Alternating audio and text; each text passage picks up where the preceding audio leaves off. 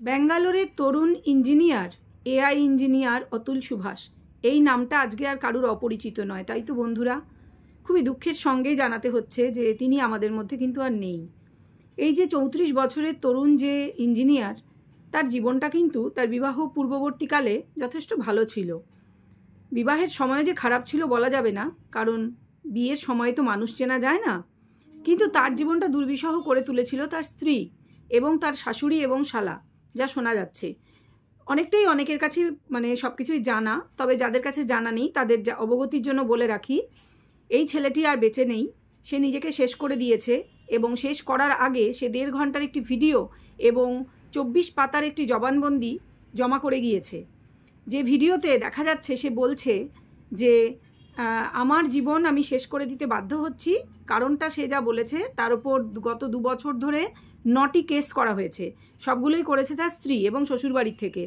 এবং সেই কেসের মধ্যে এমন কোনো ধারা নেই যে দেওয়া হয়নি, যে অত্যাচার, ডাউরির জন্য অত্যাচার, 10 লাখ টাকা নাকি তারা পণ নিয়েছিল বিয়ের সময়, এবং তারপরেও মেয়েটির উপর অত্যাচার, শুধু অত্যাচার নয়, এমন নোংরা নোংরা অভিযোগ দেওয়া হয়েছে, লাগানো হয়েছে, যেগুলো মুখে আনার মতো নয়।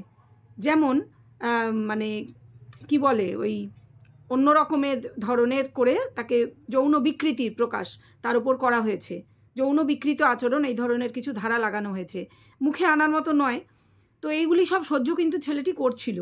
এবং তার আগে কি হয়েছিল সেটা একটু বলে নিই, আর এছাড়াও বলে নিই যে আমি আজকে আসলে এই ভিডিওতে কি নিয়ে বলতে বসেছি। শুধুই যে এই তরুণটির জীবন কিভাবে শেষ হয়ে গেল, বা তার জন্য কি আমাদের সিস্টেম দায়ী, বা তার জন্য কি শুধুই এই সমাজের যে নোংরামি, আজকাল যে কিছু এক শ্রেণীর মেয়েরা বিয়েটাকে হাতিয়ার করেছে পয়সা রোজগারের জন্য, স্বামীকে এটিএম মেশিন মনে করেছে, এবং বিভিন্নভাবে যে মেন্টাল হ্যারাসমেন্ট, যে টর্চারের ঘটনা উঠে আসছে, শুধুই কি তাই? না বন্ধুরা, এরকম ঘটনা আমাদের পশ্চিমবাংলার বুকেও ঘটছে। আজকে এই দুটি ঘটনাকে আমি রিলেট করবো আমার এই ভিডিওতে, সেই জন্য পুরো ভিডিওটা কেউ স্কিপ না করে মন দিয়ে দেখবে বলে নিই। Welcome back to my channel world of দোলায়। সকল দর্শক বন্ধুকে স্বাগত জানাই, পুরনো এবং নতুন সকলকেই আমার চ্যানেলে স্বাগত জানাচ্ছি। আশা করি তোমরা সকলে ভালো আছো, সুস্থ আছো। তবে এই চারপাশে যা ঘটছে, খুব একটা মানসিকভাবে সুস্থ থাকা একটি বিবাহযোগ্য ছেলের মা হিসেবে আমার পক্ষে সম্ভব হচ্ছে না। কারণ মাথার মধ্যে এই জিনিসটা যবে থেকে এই ভিডিও ছবি সামনে এসেছে, খবরের কাগজে পড়েছি, মাথার মধ্যে কিন্তু ঘুরছে যে আমার ছেলেটির ভাগ্যে কী আছে। সেই জন্যই আজকে এই ভিডিওটা করতে বসা, সেই দায়বদ্ধতা থেকে। এবং আমাদের পশ্চিমবাংলার বুকে যাকে নিয়ে আমি রোজই ভিডিও করি, সেই সন্দীপের সঙ্গেও কি এরকমই কিছু মেন্টাল হ্যারাসমেন্টের ঘটনাই ঘটছে না? শুধু মেন্টাল হ্যারাসমেন্ট নয়, আর্থিক দিক থেকে সে নিঃস্ব হয়ে যাচ্ছে, তার উপর তার বাচ্চার ভবিষ্যৎ রয়েছে, সবাই তার মুখের দিকে তাকিয়ে আছে, তার বাবা মা। তারও কি একই অবস্থা হচ্ছে না? তফাতের মধ্যে সে এখনও আমাদের মধ্যে রয়েছে। আমরা চাইবো না এরকম আর কোনো অতুলকে হারাতে। সেই জন্যই আজকের এই ভিডিওটা করা। তোমরা পুরো ভিডিওটা মন দিয়ে দেখো, তাহলে বুঝতে পারবে আমি কি বলতে চাইছি। তো এই ছেলেটি বিয়ের কিছুদিন পর থেকেই বুঝতে পারে যে তার শ্বশুরবাড়ি থেকে তার উপর যা মানি এক্সটর্শন বা তোলাবাজি, ম্যারিটাল যাকে বলে, এক্সটর্শন শুরু হয়েছিল। কিভাবে? তার শ্বশুরবাড়ি হচ্ছে কাপড়ের ব্যবসা করে, তার কাছে 3 লাখ টাকা নেওয়া হয়েছিল, চাওয়া হয়েছিল, সে দিয়েও ছিল। আত্মীয়কে দিতেই পারে, দিয়েছিল। তারপরে তার কাছ থেকে ধাপে ধাপে আরও 15 লাখ টাকা এরা নেয়, যা শোনা যাচ্ছে। সবটাই শোনা, বিভিন্ন চ্যানেলে দেখা। টোটাল 18 লাখ টাকা দেওয়ার পরেও তার কাছে আবার লোভ এদের বেড়ে যায়। 50 লাখ টাকা এরপর দাবি করা হয়। সে দিতে অস্বীকার করে এবং সে নিজের যা টাকা দিয়েছে ফেরত চায়। সঙ্গে সঙ্গেই শুরু হয় তার উপর নানান ধরনের কেস করা। তার স্বামী তার বউ তার ছেলেকে নিয়ে স্বামীকে ছেড়ে চলে যায় নিজের বাপের বাড়িতে, এবং সেই বাচ্চাটিকে প্রথম তার বাবার সাথে ফোনে কথা বলতে দেওয়া হতো যতদিন তার কাছ থেকে টাকা আদায় করা গেছে। কিন্তু তারপরে সে যখন টাকা দিতে আর অস্বীকার করে, তার কাছ থেকে 50 লাখ টাকা চাওয়ার পরে, তখন কিন্তু তাকে ছেলের সঙ্গে কথা বলতেও বাধা দেওয়া হয়। তাকে আর ফোনে ছেলের সঙ্গে কথা বলানো হতো না। ছেলের ভিজিটিং রাইট সে দাবি করলে সেখানেও টাকার দাবি করা হয়। সবচেয়ে বড় যেটা, সে বলছে, এই ছেলেটি মৃত্যুকালীন যে জবানবন্দি সে রেকর্ড করে রেখে গিয়েছে, সেখানে সে বলছে যে পারিবারিক আদালতের জাজ সম্পর্কেও সে প্রশ্ন তুলে দিয়ে গেছে। এইখানেই সিস্টেমের গলতি, যে পারিবারিক আদালতের যে মহিলা জাজ, তিনি 5 লাখ টাকা দাবি করেছিলেন। একজন মৃত্যুমুখী মানুষ, যে কিনা আর কিছুক্ষণ পরেই পৃথিবীতে আর থাকবে না, সে নিশ্চয়ই মিথ্যা কথা বলেনি। সে এগুলি রেকর্ড করে রেখে গিয়েছে। শুধু তাই নয়, সিস্টেমের উপর থেকে তার বিশ্বাস এতটাই উঠে গিয়েছিল, সে বলেছে যে আমার বাবা মা দাদাকে যেভাবে বিভিন্ন নোংরা কেস দিয়ে জড়ানো হয়েছে এবং তাকে সে বেঙ্গালুরুতে চাকরি করত, একটি স্বাভাবিকভাবেই সে এআই ইঞ্জিনিয়ার, প্রাইভেট ফার্মই, যথেষ্ট ভালো ইনকাম করা সত্ত্বেও মাসে 40,000 টাকা করে সে ভরণ পোষণ খোরপোশের দায়িত্ব নেওয়া সত্ত্বেও সে তার বাচ্চার জন্য 40,000 টাকা দিত। তার ওয়াইফ চাকরি করত, তার ফলে ওয়াইফের জন্য সে কেন দেবে? তারপরেও সব কিছু সেটেল হওয়ার পরেও তাকে 40 বার আপ ডাউন করতে হয়েছে বেঙ্গালুরু থেকে জৌনপুর, উত্তরপ্রদেশের জৌনপুরের শ্বশুরবাড়ি যেখানে, সেখানের পারিবারিক আদালতে হাজিরা দেওয়ার জন্য এই বিভিন্ন কেসে বিভিন্ন সময়ে, যেখানে তার বছরে ছুটি মাত্র 23টি। কতটা মেন্টাল প্রেশারে একজন কর্পোরেট যারা চাকরি করে তারাই জানে, তাদেরকে থাকতে হয়। সেই কর্পোরেটের চাকরি যারা চাকুরিরত মানুষজন আছেন তারা জানেন। অথচ এই ছেলেটিকে সেই অবস্থায় নিজের কাজ সামলে সেখান থেকে যা টাকা আসছিল তার অনেকটা অংশ দিয়েও তার কিন্তু রেহাই মেলেনি।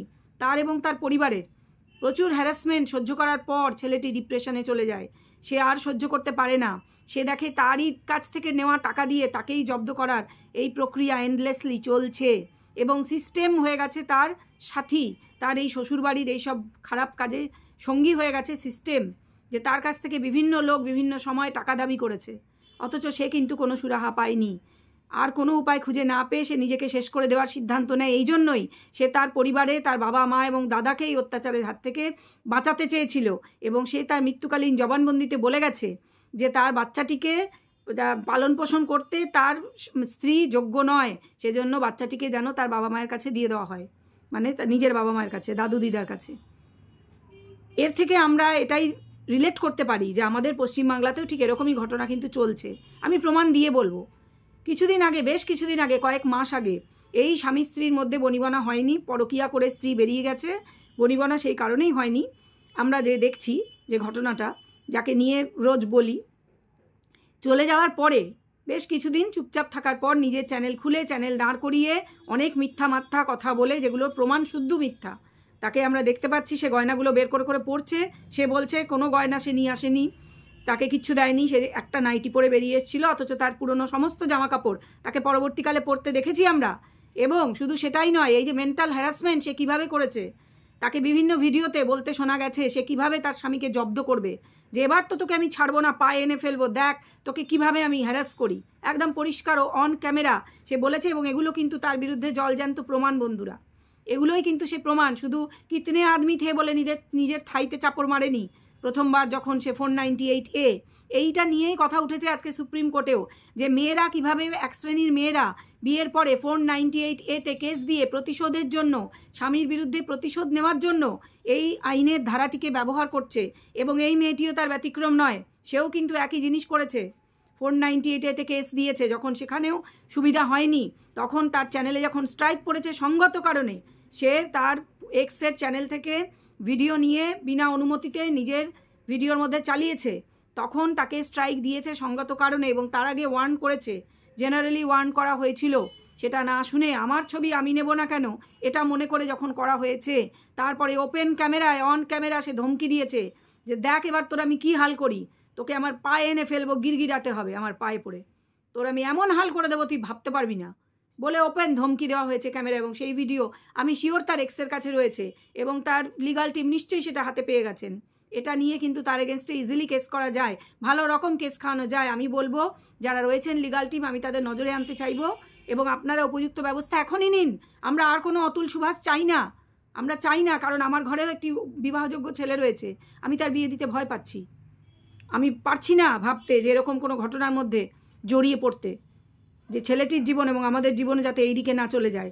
আজকে এই 34 বছরের ছেলেটি নিজের জীবন শেষ করে দিতে বাধ্য হয়েছে এই মেয়েটি এবং তার পরিবারের অত্যাচারে।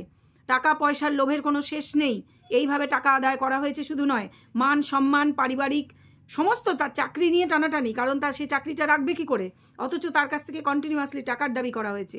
ঠিক একইভাবে এই ছেলেটির কাছেও আমরা শুনেছি যে যে সঙ্গীতা ম্যাম রয়েছেন তার দায়িত্বে, তিনিই বলেছেন যে কিভাবে টাকার দাবি করা হয়েছে। হয়তো সেটা রেকর্ডে নেই, হয়তো সেটা লিখিত নেই, হয়তো ওরালি বলা হয়েছিল, কিন্তু সেটা অস্বীকার করা হয়েছে। কিন্তু অস্বীকার করা হলে কি হবে, পরবর্তী আরও ভিডিওতে সে জানিয়েছে সেখানে কোটি টাকার কথা বলা হয়েছে। ঠিক যেভাবে এই যে অতুল সুভাষের যে স্ত্রী নিকিতা সিংহানিয়া, সেও ঠিক একইভাবে 50 লাখ প্রথমে দাবি করে যখন সুবিধা করতে পারেনি, তখন ছেলেটিকে আরও হ্যারাস করার জন্য সেটেলমেন্টের জন্য 3 কোটি টাকা পর্যন্ত দাবি করা হয়েছে।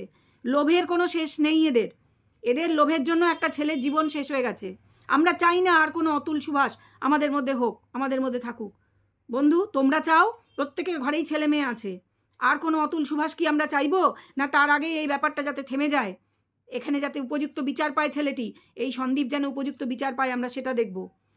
মানে এর মধ্যেই ছেলেটি কিন্তু যথেষ্ট এক্সস্টেড আমরা দেখতে পেয়েছি। সে কিন্তু আর পারছে না মানসিকভাবে। অনেকেই বলছে তাকে, তার দর্শকরা, কাউন্সেলিং করানো দরকার, কারণ সে মানসিকভাবে মাঝে মাঝেই খেই হারিয়ে ফেলছে, বিধ্বস্ত হয়ে পড়ছে। সে কি বলছে সে নিজেই বুঝছে না। আমরা সমব্যথী, আমরা জানি তার মনের অবস্থা কী, কিন্তু জানলে হবে না। আমরা চাই না আর কোনো অতুল সুভাষ হোক। তোমরা চাও? যদি না চাও তাহলে #JusticeForSandeep এটা শুরু করো। এই ক্যাম্পেনিংটা শুরু হওয়া এখনই দরকার, কারণ এই ছেলেটিকে বাঁচাতে হবে। শুধু এই ছেলেটি নয়, শুধু পশ্চিমবাংলায় নয়, সারা দেশ জুড়ে, হয়তো বিদেশেও এরকম অনেক ছেলে আছে যাদের কেসগুলো সামনে আসে না, তারা তিলে তিলে মরছে। এই ছেলেটি নিজেকে শেষ করে দিয়ে হয়তো শান্তি পেয়েছে, বা বাবা মা দাদাকে শান্তিতে থাকতে দেওয়ার অনুরোধ করে গেছে দেশের গভর্নমেন্টের কাছে। কিন্তু আমরা চাই না আর কোনো ছেলের জীবন এইভাবে শেষ হয়ে যাক। তাদেরকে তিলে তিলে মরতে হোক, অবসাদগ্রস্ত হয়ে পড়ুক, আর তাদের বুকের ওপর ভর দিয়ে তাদেরই টাকায় ফুর্তি করে একদল মানুষ নোংরামি চালিয়ে যাবে, এটা আমরা কখনোই চাই না। বন্ধুরা, মতামত কমেন্ট বক্সে অবশ্যই শেয়ার করো। আর যদি চাও আরও ছেলেদের বাঁচাতে, আমাদের চোখের সামনে এই ছেলেটি রয়েছে, হ্যাশট্যাগ বলে তার নাম দিয়ে জাস্টিস ফর ওর নাম দিয়ে লিখতে থাকো। এটা করতে হবে আমাদের। এইটুকু সামাজিক দায়বদ্ধতা আমাদের কিন্তু প্রত্যেকের আছে। এই ছেলেটিকে এবং তার পরিবারকে বাঁচাতে হবে, তার কারণ ওই শিশু এবং তার বাবা মা কিন্তু তার মুখের দিকে তাকিয়ে আছে। তাকে কিন্তু বাঁচতে হবে, তাকে বাঁচবার এই অধিকারটুকু তোমরা দাও। তার জন্য আমরা যেটুকু করতে পারি আমরা কিন্তু করব, এই অঙ্গীকার আমাদের নিতেই হবে। এটা বলেই আমি ভিডিওটা শেষ করব। চলো, আজকে আর কিছু বলার নেই। সবাই ভালো থেকো, সুস্থ থেকো। এখন আসি।